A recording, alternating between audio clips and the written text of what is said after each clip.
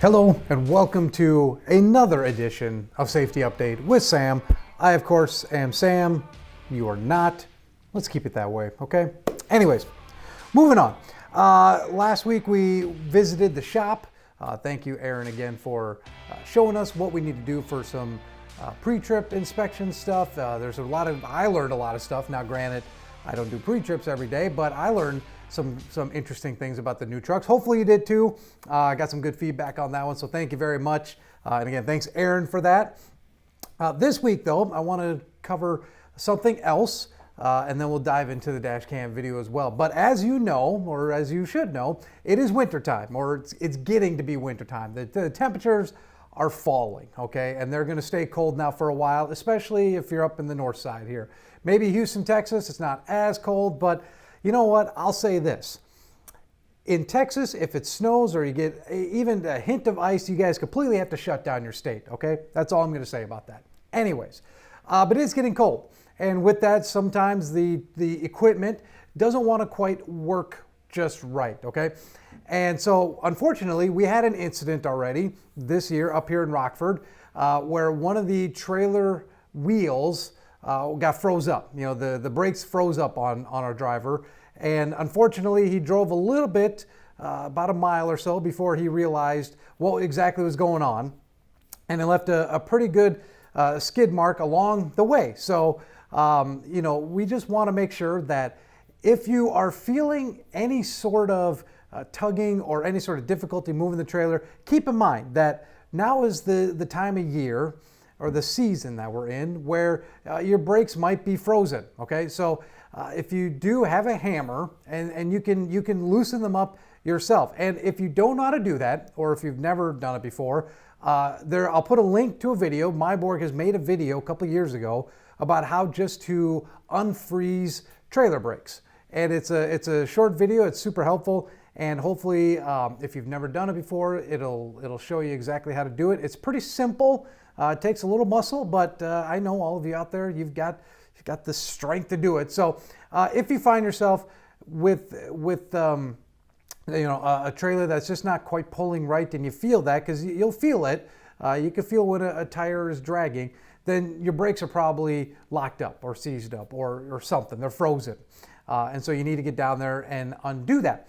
And again, I'll try to put a link in the video here, do one of those little bubble things again, or if not, it'll be down in the comments section for you to take a look at it. It's well worth your 3 minutes, I think it is, to learn how to do that. So anyways, again, we're in the winter time. This equipment sometimes doesn't like the cold, so make sure you're putting the right additive in your fuel. We discussed that a couple videos ago of what additive to use in a situation, you know, using the diesel supplement versus the diesel 911. Make sure you understand 911's for when it's already gelled up. The additive is to keep it from gelling up. So just make sure that you're using a little extra caution. Again, doing your proper pre-trips and doing your post trips will help out, excuse me, help out a lot with that as well. So anyways, if you do have questions about anything with winter, you can contact me, but I might not even be the best resource with this when it comes to winter tips and how to make sure everything's running right. You might just want to contact the shop. We've got some very, very knowledgeable people in the shop about how to best handle winter conditions and all sorts of things. So if you have questions about that, contact the shop. But please, if your trailer doesn't feel right, stop. Make sure that the brakes aren't frozen, and if they are, unfreeze them, okay? Because you know this, all the wheels should be turning, and if they don't, there's an issue, okay? So I don't want to see skid marks going down the road that could have been prevented, because as you know, skid marks leave a bald spot on the tires. Now we got new tires to buy. So we don't want to do that. We want to try to minimize our costs as much as possible, especially when we're making mistakes that could have been caught. So if you're feeling anything different with the equipment in the cold weather, make sure you do investigate it and contact the shop if you need to. Okay, cool. All right, so now this week's dash cam.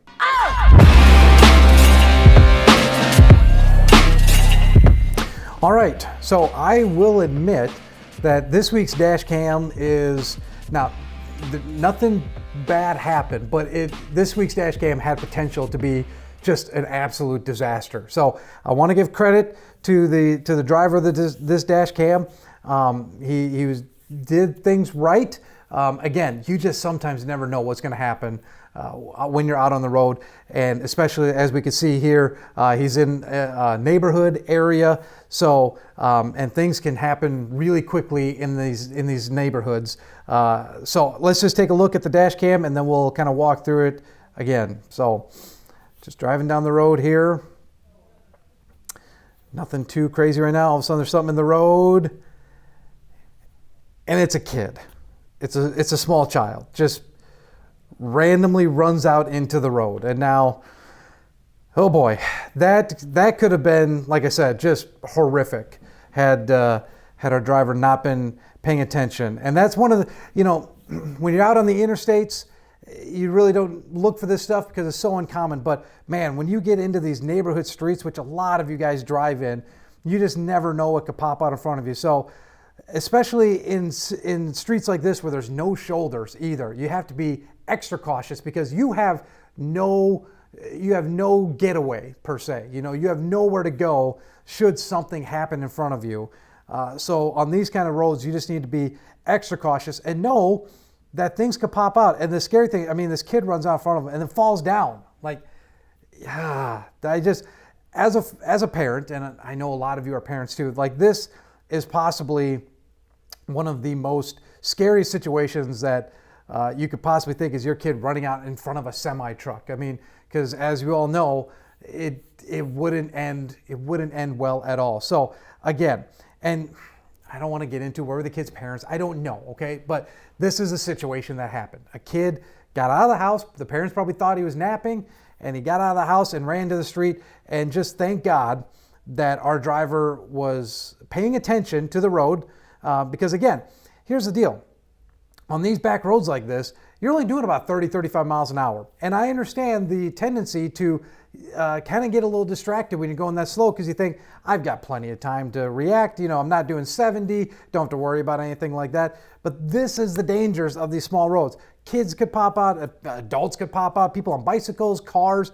You just never know where they're going to pop out at. So even when you're going slower on these back roads, it is so stinking important to pay attention to what's going on in front of you because, again, you just never know what's going to happen. And in this situation, a small child runs out into the road and then falls down. Like the small child knows that he made a mistake, looks like he's trying to get out of the way, and he just slips. And again, as a parent, this kind of dash cam, when I first saw this dash cam video, that made me audibly go, oh, it's just like, oh, just looking at it like that could have been so much worse. So I just want to remind you guys, the interstate driving, the major highway driving, that can get, that's usually pretty calm as far as, nothing's really popping out in front of you. But man, when you get into these back roads and these neighborhood roads, please, please, please do not let your guard down, okay? Don't get distracted by other things. Don't say, well, I could slam on the brakes and I could stop this thing quickly because you just never know. If this driver was going even 5 miles an hour faster and that kid was right, I've said it before, this could have just been a terrible, terrible accident here. So again, good job to the driver for paying attention, recognizing that, hey, there's something up in the road here, I got to slow down, and then noticing what it was and then just completely coming to a stop and letting that child get back to where they needed to go. Because again, that just could have been a disaster if he was just looking at his phone, switching out, on the radio because, hey, I'm in a slow zone, I can react quickly. You just never know what's going to pop out in front of you. So please use extra caution when you're on these little 2-lane back roads, neighborhood roads, all that kind of stuff, because again, you just never know what's going to be out there. And I would just absolutely hate to see an accident like this actually happen. One, for the child and the family, and two, for you.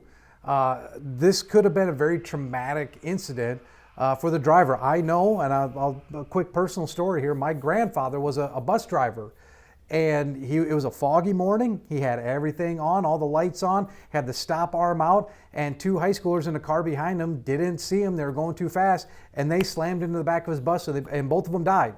And he lived with that for the rest of his life. Like he never forgot about that. And even though he was completely innocent, did everything correctly, it stuck with him for the rest of his life. And I would hate for something like that to happen to you guys, to have an accident like this stick with you for the rest of your life. Even though it was completely an accident, it still will be on your conscience, and I don't want that for you. I really don't. So when you're on these slow roads, so to speak, the neighborhood roads, please be extra cautious, okay? Because things pop out really quickly, and you might be going slower, but your reaction time still isn't going to be fast enough usually. So anyways, that is this week's dash cam video. Again, if you have questions, comments, concerns, whatever, feel free to get a hold of me. My information's at the bottom here. And until we speak next time, drive safe.